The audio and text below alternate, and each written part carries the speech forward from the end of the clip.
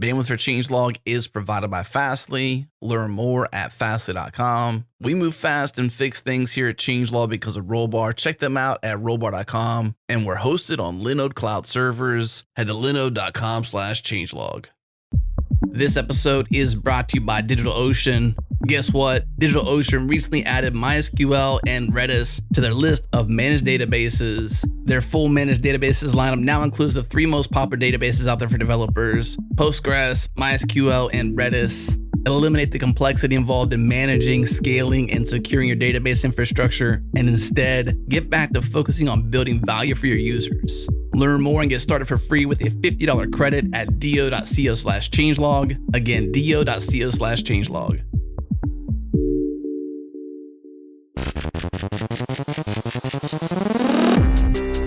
From Changelog Media, you're listening to The Changelog, a podcast featuring the hackers, the leaders, and the innovators of software development. I'm Adam Stacoviak, editor-in-chief here at Changelog. On today's show, we're talking with Abhinav Asthana about Postman, an ADE, API development environment that began as open source and is now a full-fledged company that just announced a $50 million Series B. We talk about why Postman has grown so successfully, APIs and their impact to core business factors, what it means to be an API development environment, and how they created one of the most popular API platforms and community. Let's start off with how you describe Postman to somebody who asks you about it today. Our listeners may or may not have heard of the thing. What do you describe it as? An API client? What's your description? So it started out as an API client, but it's evolved to what we call an API development environment. And that gives you all the tools that you need to build and test and document APIs. And it has a special flavor to it. It's a collaborative development environment. So you can, while you can always use it as an individual, but you can also work collaboratively with your team. So as it says on the homepage, the only complete ADE system, so we all know what IDE is, Integrated Development Environment, I presume is a new term you all have put on Postman, the API Development Environment. Is that an acronym y'all made up? Yeah. We're trying to kind of come up with something. So we would always say, it's an API client and 5 other things, right? And it would be like, every time you say it, it's like people always remember only the API client part. So for most of our history, we were just an API client, for like 3-4 years while it was a side project. And then as we expanded the product, as people started asking us for more and more things, we're like, okay, what are the other things that developers use, and we can go off of that. And we are like, okay, you have integrated development environments for your code, and you have API dev environments for everything inside, that goes into building an API. And these things integrate with each other. So our view was that you have your ID and you have your AD, and they work seamlessly together. So I guess back when you guys started, when Postman was an API client, if somebody had told you that in 2019, you'd be raising $50 million in a Series B financing round around this API client, would you think that was crazy to hear back then? Pretty crazy. The circumstances in which I started Postman was kind of got out of what I was doing before with a rapidly shrinking bank balance with, I think, 6 months of rent left. Scary. Yeah, I was like, okay, that's the time when, banks start charging fees when your balance goes by below a certain amount. And I was like, that's the Postman's doing well. I was like, it's a good side project, but I wouldn't have imagined the journey at all from that point onwards. It's been a pretty crazy ride. So did this start as a typical developer scratch your own itch, or were you looking to serve other people from the start? No, it was primarily, myself, typical scratch your own itch project. And I was inspired by other scratch your own itch projects. I was like, I have this problem. And it's not the first time I tried this thing. I was like, I have a lot of itches. Generally, I actually listed down a ton of itches. And I was like, let me try to build something which is my own unique itch. And at least there were like other, clients back then. And I was like, it's not really fitting the bill. And I like this thing versus that thing. You have to be a little picky developers are picky, and I was picky that I don't like this for this reason, that reason. Mm-hmm. And then I was like, okay, I would build this thing, which became Postman. Yeah, put it up on the Chrome Web Store, and turned out that, this was shared like the pain was shared, the itch was shared by a lot of other developers. Well, I shared your pain, and I used Postman back in probably version 1.0 when it was a Chrome extension. Was there a Chrome extension pre-Chrome Web Store, or was there always the Web Store? My history is missing. Yeah, no, it was always on the Chrome Web Store. So it started out on the first version of the Chrome platform as a browser extension. An interesting thing that actually Chrome did was it allowed you to launch a web page with increased privilege levels inside the browser. So it kind of turned Chrome into like an application, dev environment, because you could, access like certain APIs that normally a web page won't have access to. And I realized that you can send, localhost calls by building a web app, and that could be distributed to other people. While other clients, I think at that time, Hurlit or some other things were web-only clients, and you couldn't access, things behind the firewall and stuff. So I found that kind of, I'd say interesting thing. I mean, other REST clients on Chrome were doing that, but it appeared on the Chrome Web Store, and then it evolved into like a packaged app that Chrome had. So that was the second version of the platform. I think that's when I jumped off the Postman train personally, because it started to solve problems that I didn't have anymore. I was like, I'm kind of the simple, like, just give me the REST client thing. The Chrome app, was it with Chrome OS? And the Chrome apps became big.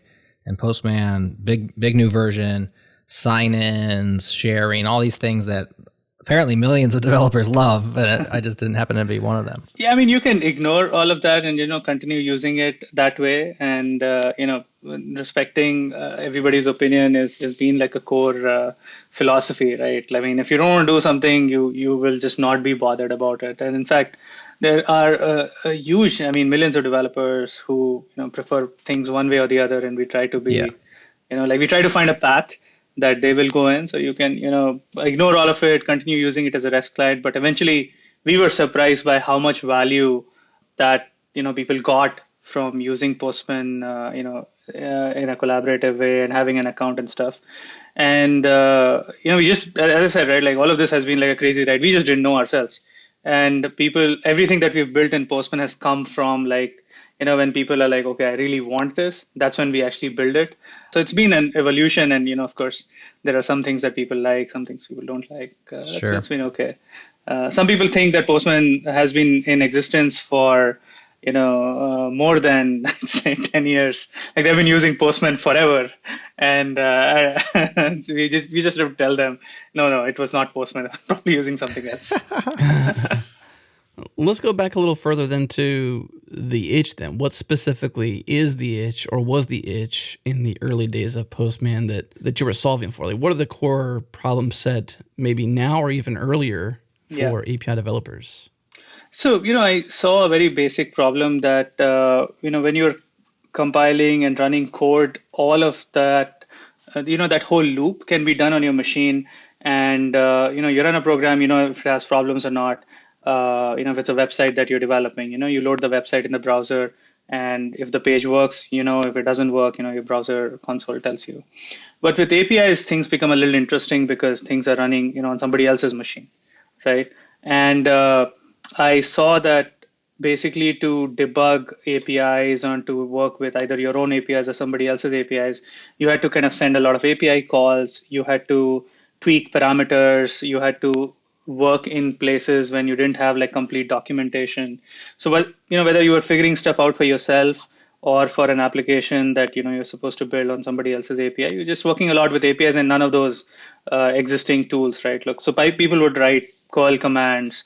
You would have like a bash history of curl commands, and the better developer would be who has a bigger bash history, right? Because, I send those calls, right? I'm going to send you those calls. And I'm like, why is that happening, right? Or somebody had their own code base where they had documented some things in some way. So I saw these disparate ways in which people were working, and I myself saw, doing different things at different times. But I really wanted to just debug and work with APIs in a little bit more pleasant way. Just remembering the API calls that I had sent before. Nothing more than that. And I don't have to remember parameter number 26 in a big API. And pretty printing the responses was big for me back then. It was like just auto format the JSON response or the XML, whatever it is, and make it easy for me to read, and then just save that and just rerun it whenever I want. Yeah. So, you'd have the terminal and then you'd scan through the response and then, your eyes would like start watering looking at what comes out, right? So then, I mean, I saw what I was doing, right? So I would like take the response, put it into an HTML file, load the JSON view extension in Chrome, and it would pretty print the whole thing. And I'm like, oh, that's pretty cool. But, that was like 4 steps. So I was like, okay, I want all of this in a nice little package. And these things seem to be something I'm doing a lot. And that was the first itch. I think a related problem which got us into building stuff on the collaborative side was when I was with Ankit, my co-founder and CTO at Yahoo. We were building this application together, and we were consuming an API, and there was no documentation. And we'd have to, figure out what the API was, and we'd run over to our manager's desk. Like, what is the API? What's the latest version of it? And he'd like do something and show us, okay, try this parameter or that parameter. And I was like, I don't want to run to, somebody's desk to find out what things are, right? So that communication problem and that working with APIs a little bit more pleasantly was kind of like the base problems I was looking to solve back then. You were using this as a solo developer, Jared, or were you using this in a collaborative environment where you needed to work with other devs to kind of fine tune the API? I would just use it solo, where I would use it to tinker, to prod at an API, and then get this certain response back and then save that particular request for later so I could try it again. Or when I'm developing my own APIs, of which I'm often the only consumer, so that I can replay things and make sure that, you can almost run test suites that way. So I was just by myself. And I think when the collaborative tools came in and the, create an account kind of stuff, I was just like, well, it's a little bit more here than I wanted. And I started looking for other things, but law of large numbers, right? The more people you serve, you're going to have some people that it just doesn't quite fit. And for me at that time, I just jumped off the wagon. Now, I've looked at it recently, and oh boy, it's changed quite a bit since then. But yeah, I was using it completely in a solo context. And so the collaborative tools did not appeal to me, where I'm probably less than half of 1% of people who are like that. Most people are not like me. Most people are in teams. Yeah. More often than not. So I mean, I don't want to harp on that a little too much, but our hypothesis was that it's got to be a pretty sad API that's going to be used by one person. Guilty. I write the saddest little APIs there are. People who upload a video on YouTube and there's one view.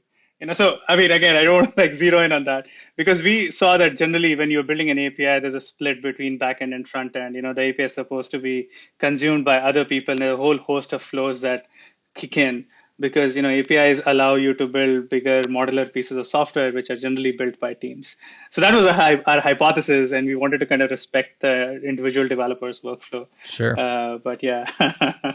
And a fair one. I mean, like I said, I'm abnormal in that way. Full stack developer working on small contracts, I am both the front end and the back end. So I write the API and then I write the API client. And that's pretty rare, I think.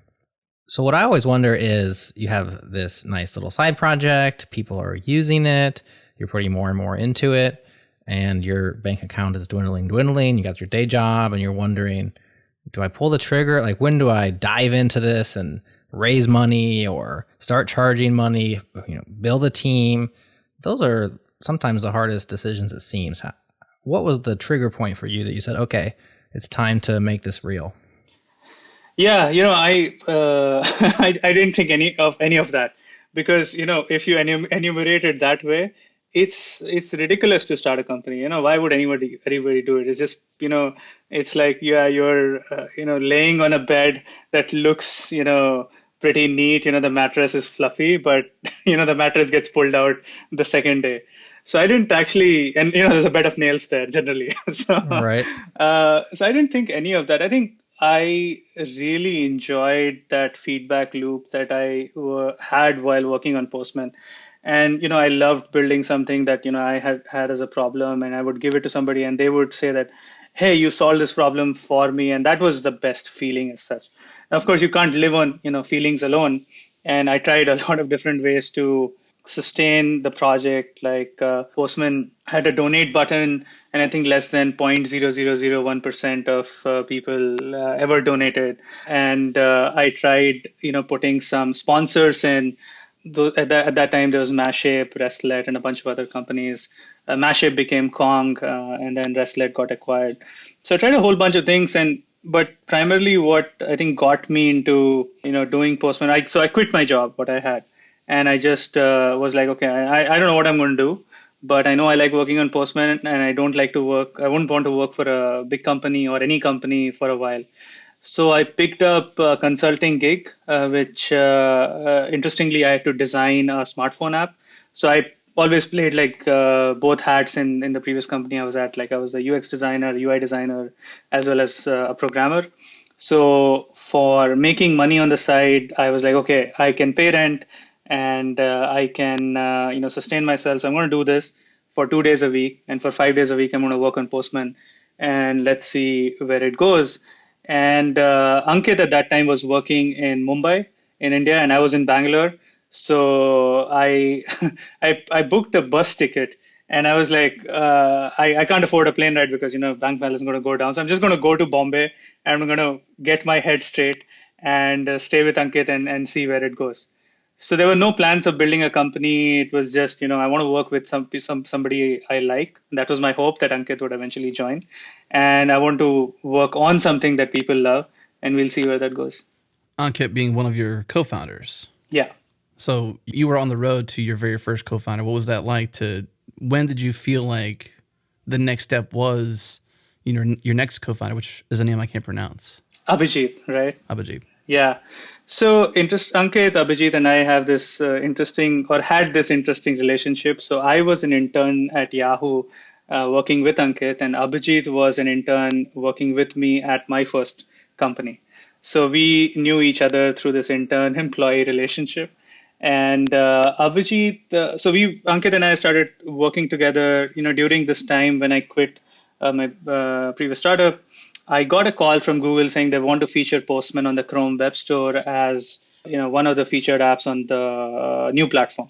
So that was kind of a very encouraging sign, and I think that's when Ankit and I decided to look at things a little bit more seriously, much more than a side project, and we started looking at people who might be excited about working on it, maybe on the side, and we had a bunch of things like.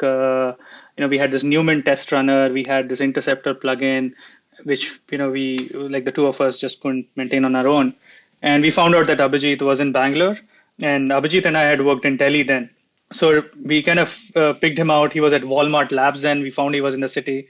And I sent him a note saying that, hey, we're doing this thing. Do you want to work with us? And he's like, yes. And that's it. Just like that. Just like yes. Yes. Yes. That's the response you want when you ask me a question like that. Do you want to work with us? Yes. Yes, I do. Yeah. Next thing was a pull request, I think. So the very first iterations of Postman was an open source project. It was a Chrome app. And because of the notoriety of it being so used, and then obviously the call from Google, sort of perked your ears up and others too to say, we should probably get serious about this. And so at that point, you weren't really making any money. It was just an open source tool. Is that right? Yep. And we tried, a lot of different ways, right? We tried to bootstrap the project. And at that time, I think Postman transitioned. So, we tried a whole bunch of ways, right? So we tried donations, sponsorships, and looking at it, I was like, okay, one thing I wanted to do was I didn't want to go into raising money too early at all. Like that was, I think, fact I learned that if you go into the market trying to raise money and you're still like, okay, I have a prototype and stuff, you're already too late. And it's very painful, and I don't want to do that. So I was just looking for ways to sustain ourselves. And, the donation bit didn't work out as well. The sponsorship thing didn't work out. So we introduced this in-app purchase called Jetpacks, at that time. And the idea was that you buy this $10 in-app purchase and it'll give you access to automation capabilities that Postman has.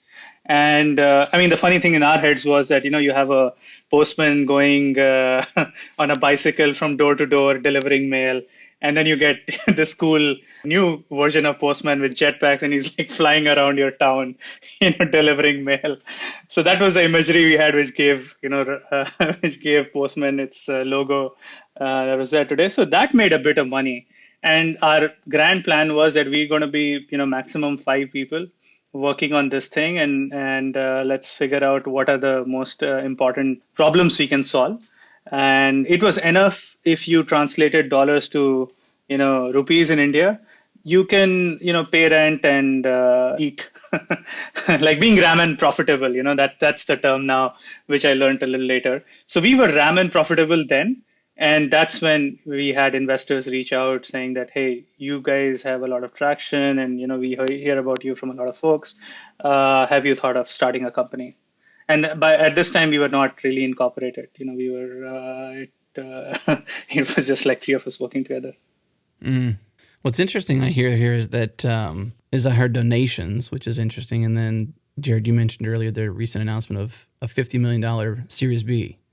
So from donations to $50 million in a Series B it's an interesting story to consider donations being a monetization strategy to bootstrap to where you're at now. It's gigantically different. Yeah, I wouldn't recommend it, You wouldn't recommend the Series B or the donations button? Actually, either, depending on which spectrum you are at. Both of them have their pros and cons, money always comes with strings attached. Strings, always. So as long as you're aware. It's wise of you to wait a little bit too, because I'm sure that you were in a position where you probably could have, for lack of better terms, sold this prototype. Or at least this big idea, but what you did was you built in some worth. You kind of self-vested your own long-term worth, and you probably retained a good portion of the ownership because of that. I think it was a good decision. I had offers to have me as an employee in other companies, or do Postman on the side, or acquire Postman as a portfolio of another suite of API products. And there were offers to come to the US, and stay in the Bay Area. I think one of the things I learned, so I've been, coding since, or used to code from like kind of sixth grade till 2016.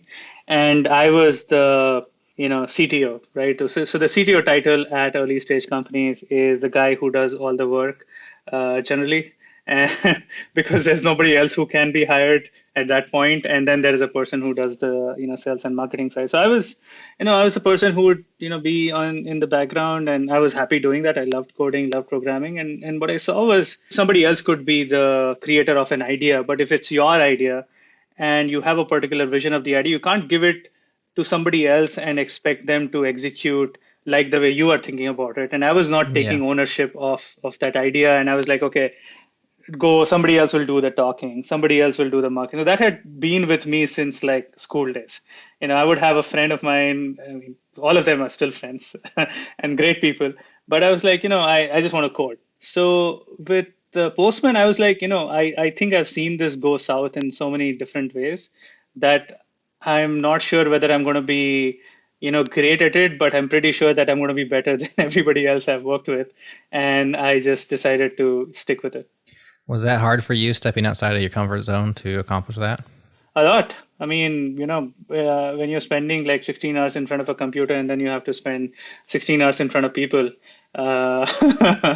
it's a very big change. But I'd say it helped a lot. And I started seeing the value in, kind of starting to empathize better with who's using the product. Like the first thing I did when we eventually raised our seed round was I bought a ticket to the Bay Area, visited people who were using the product, like people I had corresponded with. And they were like, oh, we are using the product this way and that way. So I literally saw Postman running on their screens. And then I heard their stories about how they're using Postman, and it just blew me away. I was like, that is the bit that I was kind of missing. And then I started getting more into being open to, talking and listening. And, eventually, of course, you have to learn to lead and stuff. But was a journey. I didn't learn it in a day. And I don't think I've still gotten any of it figured out. But it's a journey, and it's been good for us. It's interesting how sitting down with a user of a product you're building or have built, and how motivating that is to you, because you see them using it. And not only do you get that feedback loop going, but you kind of have this, like, we're all in this in some way, shape, or form to be in relationship with other people. Like in that way, you're able to actually reach out and help other people solve their problems with your tooling. And I can't even imagine how motivating that was for you to actually see people face to face using Postman. Yeah, it totally changed, I think, kind of like my perspective on what Postman was. Like, of course, I liked it as a side project and it was fun to work on it and I knew it had value.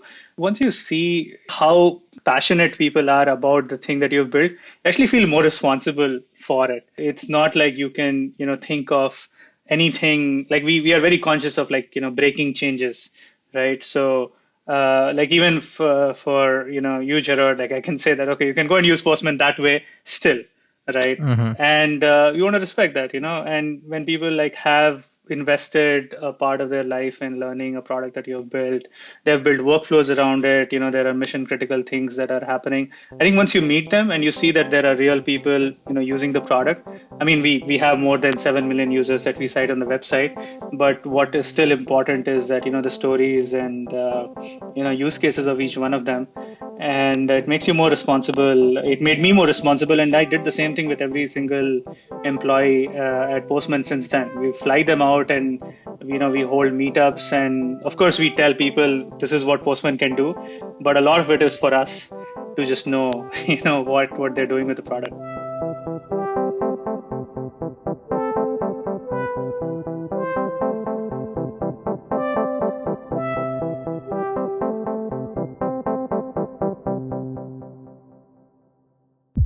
This episode is brought to you by Get Prime. Get Prime helps software teams accelerate their velocity and release products faster by turning historical Get data into easy to understand insights and reports. Because past performance predicts future performance, Get Prime can examine your Get data to identify bottlenecks, compare sprints and releases over time, and enable data-driven discussions about engineering and product development. Ship faster because you know more, not because you're rushing. Get started at getprime.com/changelog. That's GITPRIME.com/changelog. Again, getprime.com/changelog.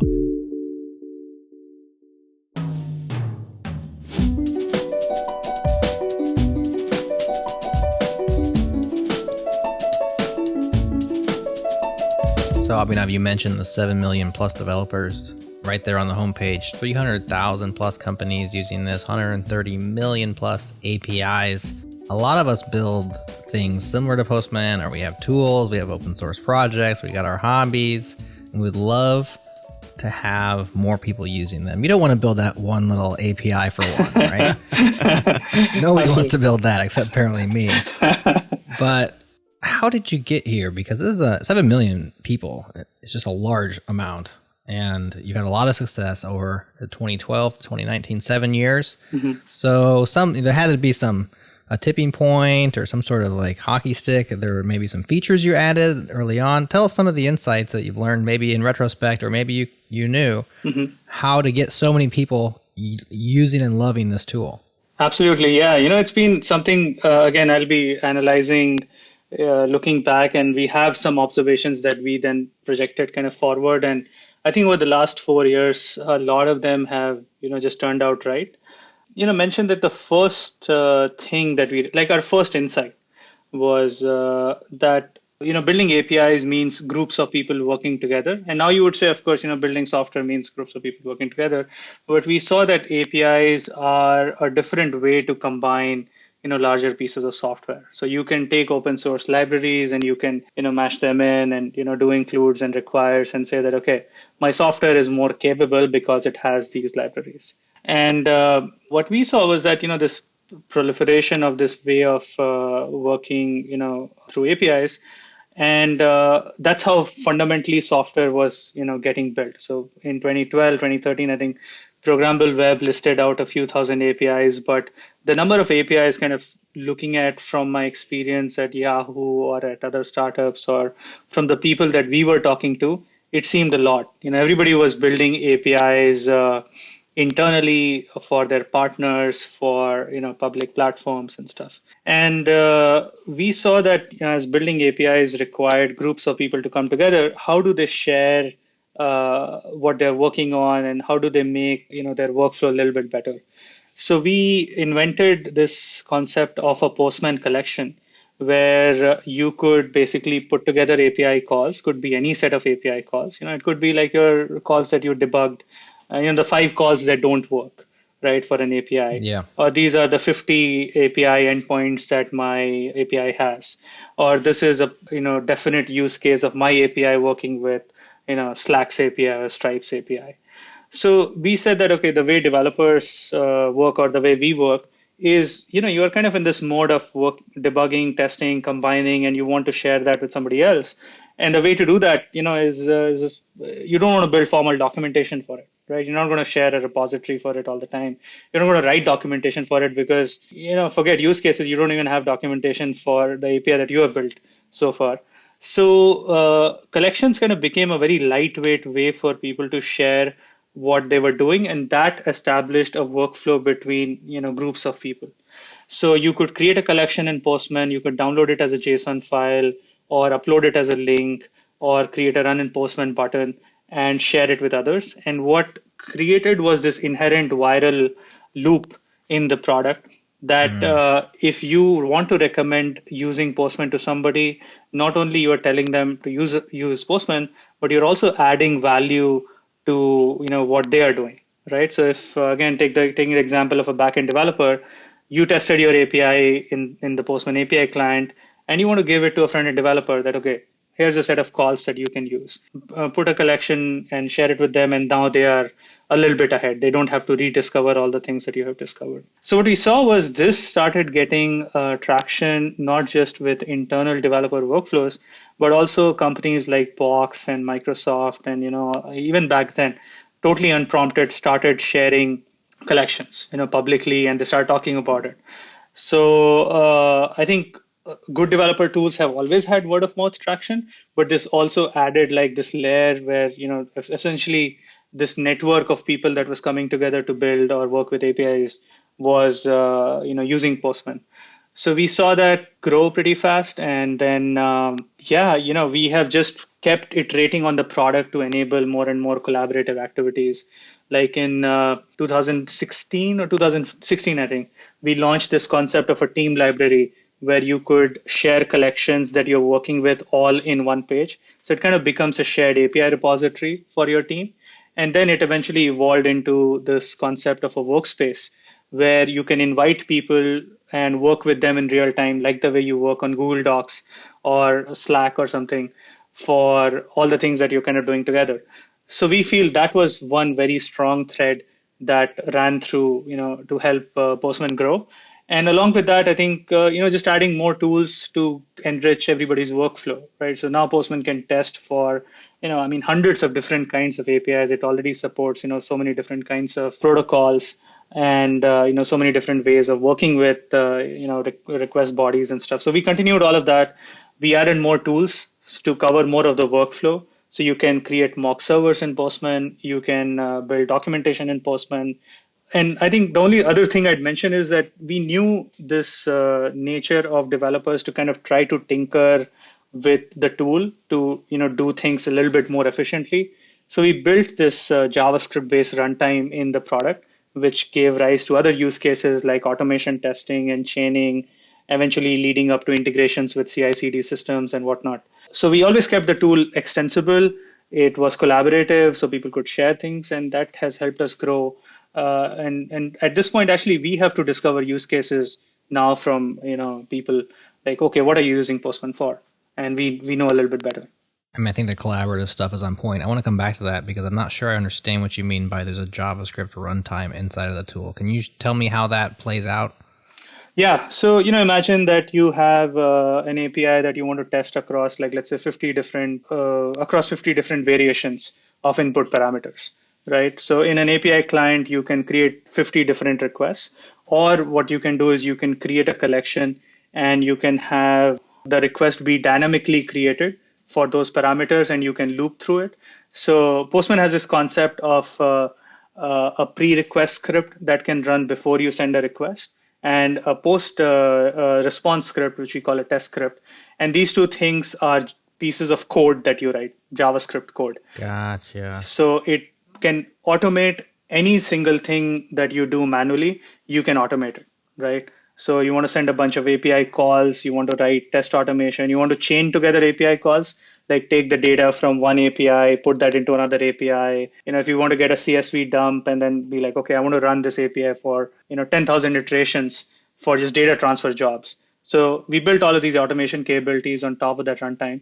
and it gives you access to certain abstractions within Postman. So you can, get access to variables. You have, a bunch of APIs available for collections. So it gives you a lot of that ability to mold the tool. Yeah. No, that sounds really powerful. Thanks for explaining that, because it wasn't connecting, but now I totally understand what you're saying. And that sounds like, especially with power tools, like if they need to be malleable, if you can dream it, you should be able to do it, right? Especially for developers. So that's really cool. Back to the collaborative bit. I mean, I guess it kind of seems obvious, but I don't think about these things so explicitly all the time. Collaborative tools are inherently viral because you have to share them with the person that you're collaborating with. And if they haven't learned of the tool yet, then they're being exposed to it, right? Like, here's a Postman collection. Oh, what's Postman? Oh, it's this thing. Like they have to basically spread it in order to do what they need to do for their job, right? To collaborate, unless they're like me and they work in a silo. So I guess the takeaway there is, if you're building collaborative tools and the sharing side or the collaborative side is hard, then you're not doing yourself any favors whatsoever. You mentioned the collections. Was that a thing you formalized around and made it really easy to just share a link and pass it on? Was there anything that you did around like the landing page for the person who's like not a Postman user who gets a collection passed to them? Share some insights on how you guys really smooth that out and made it shareable. Yeah. I mean, these were all observations, right? So as I said, everything that we have built comes from observations or generally what people want. And it's a little bit different than what people say what they want, right? So we noticed that people would download these JSON files, put it into a repository, and then they would people still do that. They're kind of doing that over and over again. And a repository kind of works, but generally when you are working across different teams, you don't have access to the same repository. When you are sharing a public API, Microsoft is not going to give you access to their code-based repository. So kind of there was this notion of sharing of a collection, and people would describe a sequence of steps that they would do. And we just thought of making that set of steps simple, right? So the first iteration was you can upload a collection as a link, like the way you share a Google Doc, right? You get a link and then you can open that link, and now you can, use Google Docs with that thing loaded. So you could do that with Postman through the share a link and then import flows we did. And once we did that, then we saw documentation pages appearing where people would list out, go and download Postman, click on this link, click on this button, et cetera, et cetera. And we said that how can we simplify that? So we built this run in Postman button, which, you click the button, a page opens up, and you click a button on that page. Or sometimes if it's a JavaScript enabled button, then it just, it's one click to click that button, and then you open Postman, and the collection gets preloaded for you, right? So a comparative experience there against developer documentation was, if you see most API documentation, it has these curl commands, right? So you will copy that curl command, put it inside a terminal for one API. Now, if the API has like 200 endpoints, you need to do that 200 times multiplied by the number of times you have variations on that API. So we just simplified kind of all of that, and people saw a lot of value in there, and it just spread more. And we have continuously started, we've always seen more forms of collaboration kind of coming up. So for internal teams, this itself is not sufficient. They want that, okay, if somebody else updates a collection, then I should get an update right away. If somebody's endpoint changes or somebody makes an update to documentation, then I should just know right away. And we were like, okay, we imagine people working in like these real-time workspaces. It's what you see is what you get, and the system should automatically store revisions for everybody, and you can diff and merge and fork, all of that. So we try to simplify what the software does for you to help you enable just collaborate more and more in different settings. And it's still an ongoing process. There are social rules that come into play. Like there are some companies that are very transparent and were like, we'll invite you to your workspace. You don't need access control. But there are some companies, who are like, okay, no, we want these rules. We don't want people to see all workspaces or all collections. So we want different repository for this set of people and different edit access for that set of people. So now we have been studying these, social groups that are there inside companies and how that intersects with like software development workflows. And yeah, the first instances of that, which we found out, were through, collaboration around like public APIs. Yeah, once you get into private APIs, especially with access tokens and responses, there's probably lots of stuff that is sensitive, and you at least want good access controls around who sees what. But then also, have you had any pushback? I don't know, does Postman store those collections on your guys' infrastructure, and so now you have some burden of holding onto other people's sensitive API data as well? Yeah, and that's just some of the risks that come with any SaaS cloud-based service. We have certain best practices. We have tried to bake like certain defaults in the product. Now that there's some stuff that will just not be stored on our servers, by definition. Like you can store API keys and passwords locally. It will not be synced up. So there are lots of these different safeguards that we have had to put in, and people weigh those against like the value that they get in terms of better workflow. Many SaaS companies who are providing similar services that you are with regard to sensitive data have tried the on-premise model. GitHub Enterprise, NPM famously, or maybe infamously now, have had their two separate products, the public and private package repositories. Is on-premise something that you've thought about, or do you offer it, or have you tried that route? So we don't have an on-prem version for the cloud-based or the syncing stuff that we have, but all of our tools run on-prem, technically, because Postman is a desktop app that you run in your infrastructure. We have a command line tool called Newman that can run or integrate with your CI/CD build, and that is an open source Newman tool that you can integrate within your firewall, and it runs on your servers. So it's kind of like a hybrid model, if I may say, where like the tools themselves run mostly on your systems. But for a full scale on-prem solution, that's something that we think about, but it's not been, I'd say, a high priority so far. Because of the effort put in, because your customers aren't asking for it? I just wonder how seriously you've thought about it.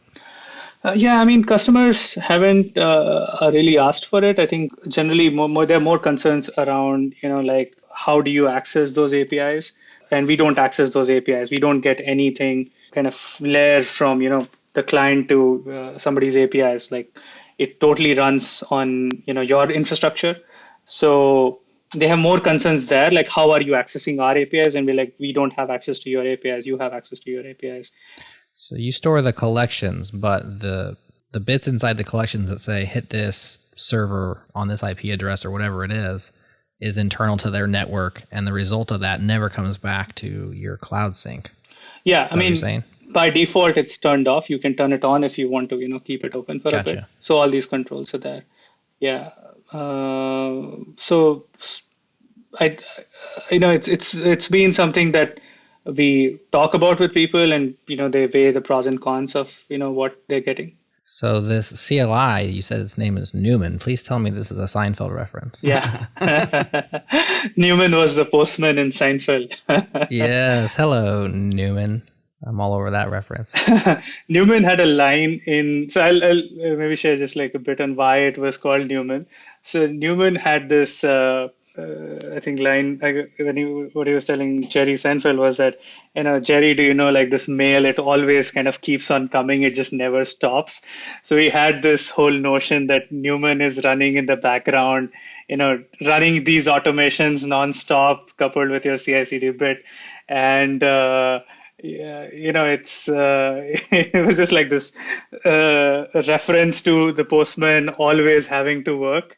Nice. In the background. Well, I think Cliff Clavin was also a postman, but he spent all of his time at the bar, so that would have been a bad name.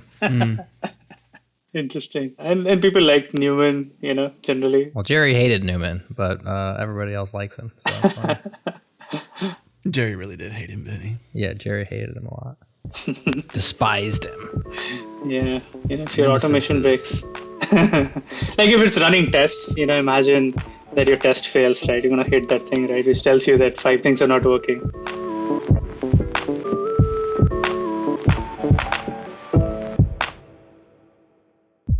This episode is brought to you by TeamCity. TeamCity is a continuous integration and delivery server developed by JetBrains that helps you build, test, and release your software faster. It supports all popular build tools, test frameworks, version control systems, issue trackers, and cloud platforms out of the box with no plugins required. TeamCity visualizes your build, test, deploy pipelines, collects statistics on each step, pinpoints the root cause of failures, and suggests which commits might have caused the build failure. The professional version of TeamCity is free even for commercial use and lets you set up to 100 builds and run up to 3 builds in parallel. For large organizations out there, JetBrains offers TeamCity Enterprise, and right now they're extending a special offer to our listeners. Get additional build agents and new licenses of certain enterprise versions with a 50% discount. Head to teamcity.com/changelog to learn more. Again, teamcity.com/changelog.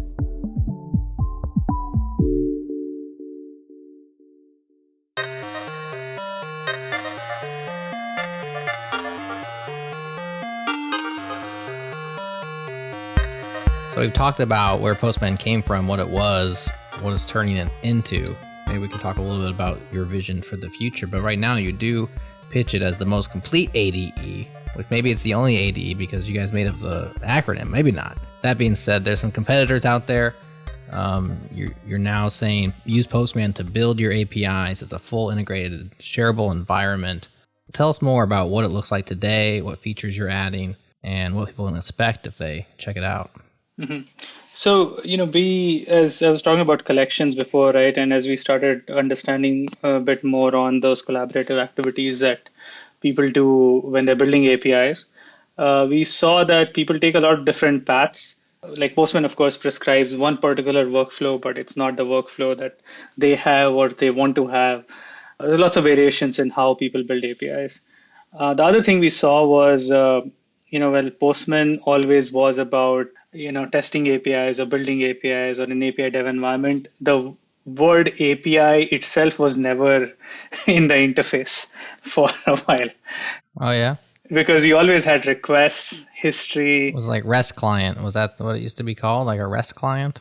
It was called a REST client, but it was implied that when you, are sending a request, it's an API request, right? Sure. So we saw that people would take that, kind of leap from seeing a collection as a group of things to, okay, it representing API documentation or it representing like an API test suite.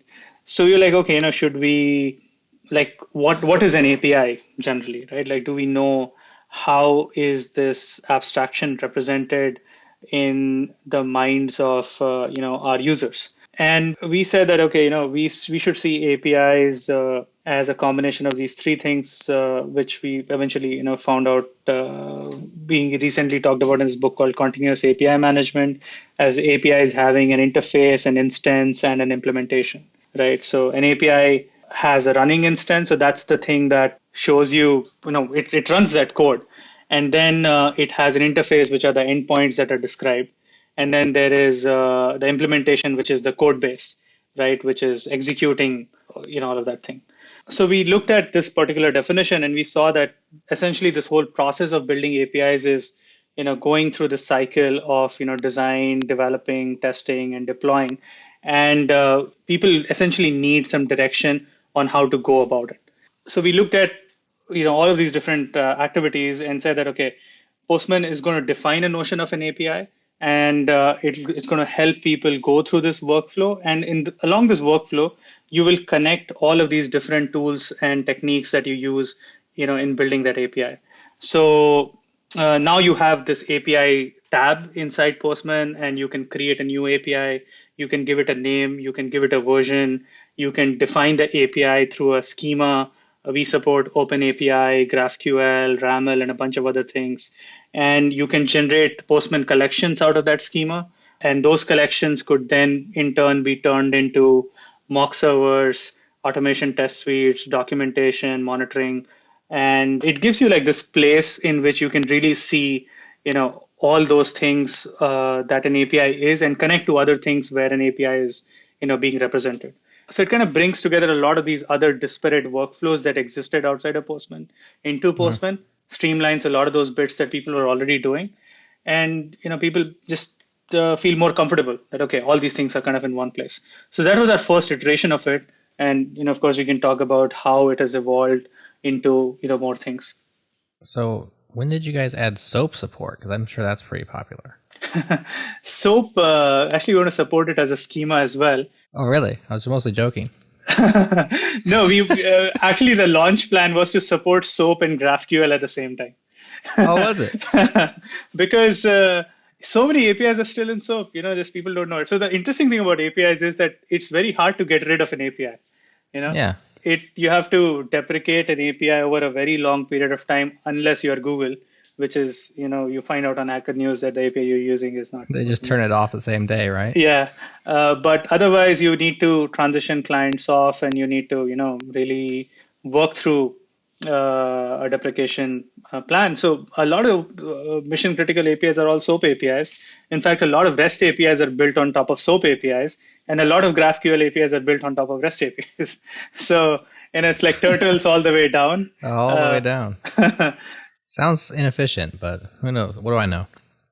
A lot of software development is basically working around the constraints of an organization that built software before you. So it's layers, like all those layers represent, it's like looking at a tree trunk, right? Like you look at the first ring and you're like, okay, this is what happened in the first iteration. Then I'm going to build a ring around it.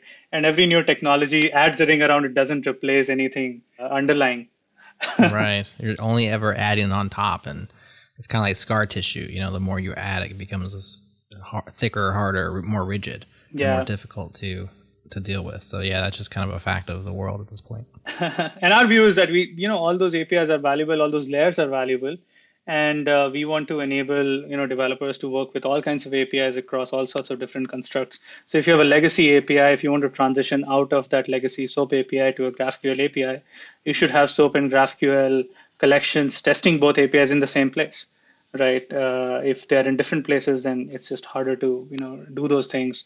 Or you can build a mock server for the older API, and then document that and get it tested, and then you transition into a new thing. So I think, all those cases are valuable. In fact, billions of dollars are spent in digital transformations, every year, which is basically everybody just trying to figure out what was done 10 years ago. Yeah. So in addition to your JavaScript runtime, you could add a Fortran runtime or a COBOL runtime. Come on now. Come on, support everything. Fortran. So that's the line. I think if there's one advice I had to give to open source developers, I'm like, just talk to your real users, Yeah. Mm-hmm. So you have this funding, you have Postman as it is. Surely when you talk to those investors, they weren't interested in Postman as it is. They were interested in some future for Postman that isn't here yet, but their money will help you get it there. So what does that look like if it comes to fruition and does everything that you hope it will do? What does the future of Postman look like? So Postman, aims to be the collaborative platform for all APIs which an organization builds. So within the enterprise or within a company that's building APIs or consuming APIs, that's the place that you go to. And you can branch out and do other things like use other tools, but that's the place where you essentially work with APIs. So we want Postman to be synonymous, with anything API related. And an extension of that is as APIs also help businesses and developers collaborate in building software together. It is something, Postman is something that we expect to be the network of all APIs, published on Earth effectively, right? And that's how we kind of, built the Postman API network for, public APIs, and we have Postman Pro and Postman Enterprise for essentially, internal APIs. Well, you're on your way. You also have the second, annual Postman user conference coming up. So a lot moving and shaking there. Tell us about this conference. Postman enthusiasts around the world. What's the deal here? So we, as I said in the beginning of our conversation, right, like we love meeting people, and that's when you kind of realize that, how the product is being used, and hopefully we can share a few things that we have learned. So the Postman User Conference is a way for some of the best practitioners within the Postman ecosystem to share their practices and knowledge with other members of the Postman community. We had a great first conference last year, and now we're holding a second iteration of that. We expect it's going to continue expanding, and we host meetups and events across the globe now. In fact, a lot of our events are held by people in the community themselves. So it's a way to kind of bring them together, share best practices, share what we are building for the coming year, and hopefully, everybody has a good time. Yeah, conferences are pretty interesting for brands like this. We see a lot that happening quite a bit now, and it's certainly a good place to have, obviously, meet up, as you said earlier, face to face with some users, which is super motivating, but at the same time very rewarding in the process to just bake in deeper relationships. Maybe now that we're kind of like closer to having a full understanding of Postman, its inception to its history to how you've grown to where you are. Maybe paint a picture for the future. Where is API development going? What are some of the tooling happening that you're seeing? It's like on the forefront of enabling teams to better collaborate, to better manage, to better version, et cetera. Sure, yeah. And, first of all, we believe that APIs are essentially the building blocks of modern software, right? It's just now you kind of get this massive power of, functionality and storage with cloud-based tools available to, infinitely scale up anything that you want to use. So I think APIs as a general trend will continue to be those building blocks for modern software. Another related trend that we see is everything is kind of API-fied in a way. Like businesses are APIs, governments have APIs. There is a lot of data that is exposed through APIs that's useful in context, in social contexts or other things that we can't even hypothesize, right? If you look at all the data dumps that governments all across the world expose, once a year, those are all becoming APIs where you have real-time information coming from things on the ground. So that's the other bit we see. I think consumers will have more power due to APIs. That's something that is not talked about as often by companies because they want to, of course, give you applications to work with. But if we kind of go back to that hacker mindset that you could go into an application, tweak it to your own needs. Now things have become much more, kind of like it's like your iPhone, right? It's your MacBook. You can't really do anything with it if you can't tweak it and stuff. And I think APIs give that ability to consumers to tweak things to their advantage. I think that hopefully pressures companies to build more and better APIs. I think privacy and the debate around data is a big thing. I mean, all the debates that we have around data these days are all essentially about APIs. APIs are available for you to put in data, but it's very hard for you to know all the ways in which a company is kind of tracking you. So I think that's conversation about this debate between applications and consumers and what role APIs is going to play is going to be important. So that's the context. We feel APIs are very fundamentally important to the software world going forward. I think in terms of tooling, I would divide it into two parts. Tools for building APIs and tools for consuming APIs or using APIs. Postman plays a role in both sides, and I think that's where one of the advantages of Postman also comes in. And I missed one point that we'll probably talk about in a bit. I think for building APIs, cloud-based tools, development environments have done a lot recently, but really thinking in terms of APIs is still, I'd say, lagging behind. It's very hard to kind of model an infrastructure. It's very hard to reason about the conceptual architecture of something, and no tools have been built. It's more like a spaghetti that is, in your principal architect's head. And we're still trying to reason, okay, like we went to microservices, but we really didn't. If you visualize a whole bunch of microservices, it looks like a mess, right? So I think tools there in terms of reasoning conceptually about APIs need a lot more work. We default to using schemas, I think, and text editors, which I'm not that excited about.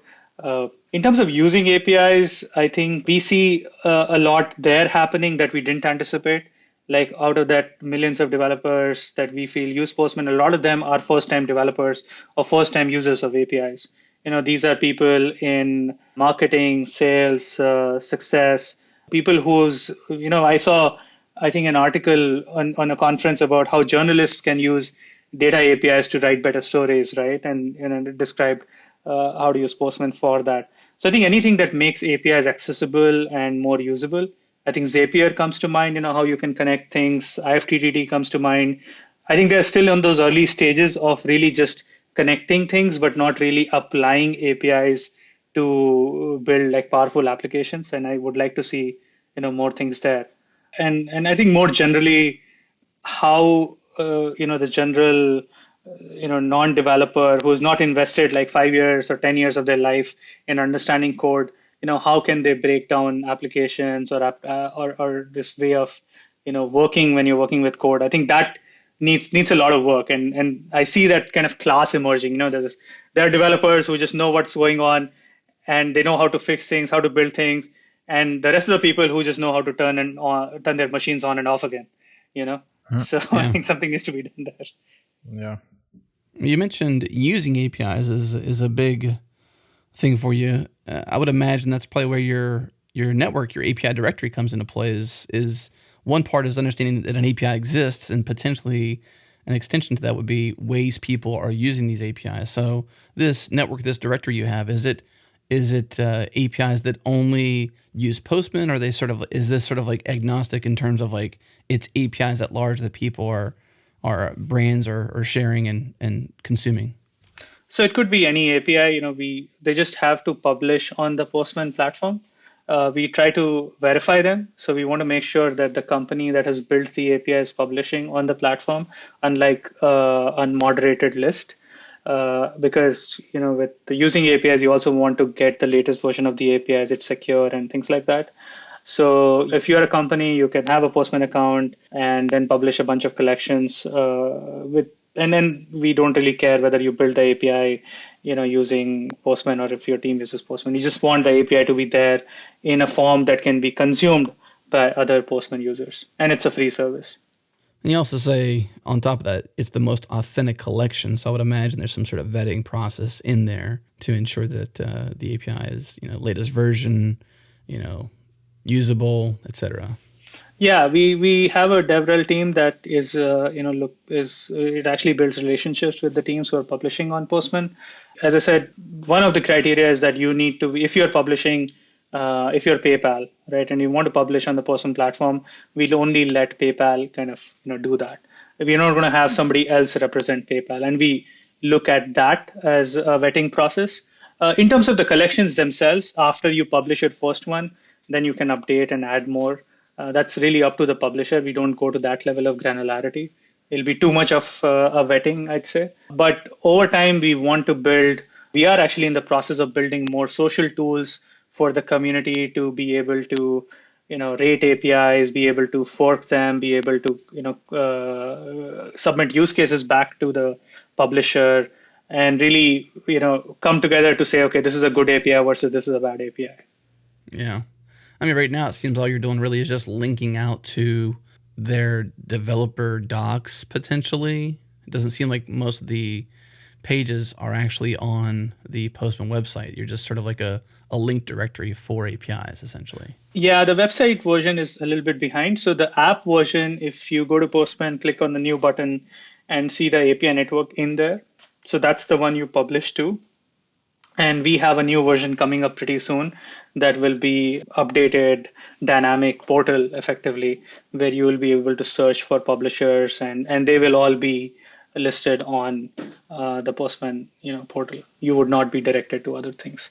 We started with that to just see who is publishing with the Run in Postman button. And those are the first entrants into the official network. And the web version will go some refinement to better build the user experience out. As of today, the Postman app gives you a ready way to consume these APIs within the app itself.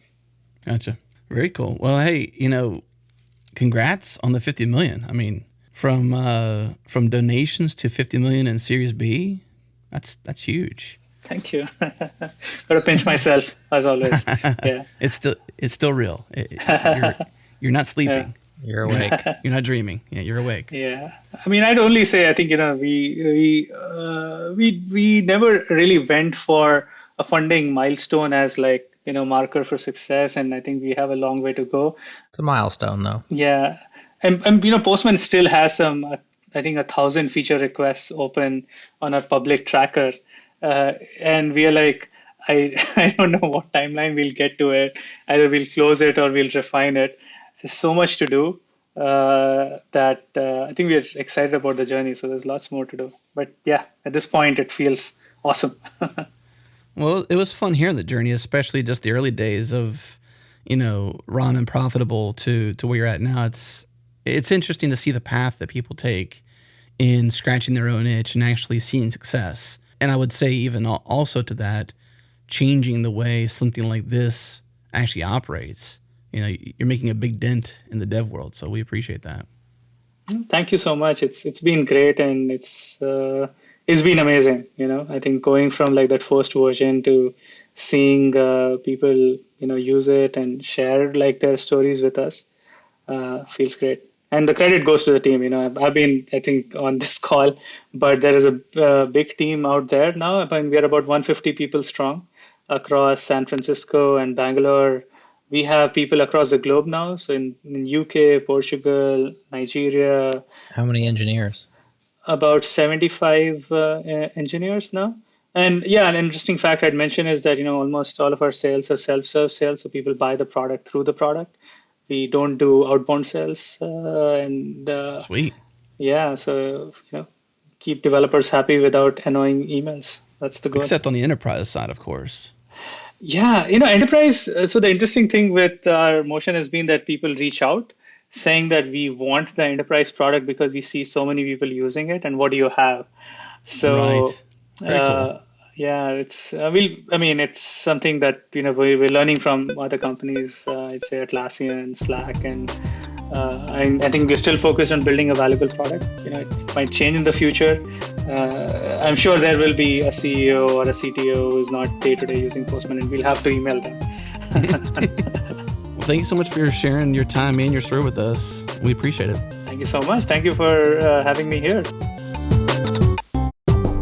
All right, thank you for tuning into this episode of the Changelog. Hey, guess what? We have discussions on every single episode now, so head to changelog.com to discuss this episode. And if you want to help us grow this show, reach more listeners, and influence more developers, do us a favor and give us a rating or review in iTunes or Apple Podcasts. If you use Overcast, give us a star. If you tweet a link. If you make lists of your favorite podcasts, include us in it. Also, thanks to Fastly, our bandwidth partner, Rollbar, our monitoring service, and Linode, our cloud server of choice.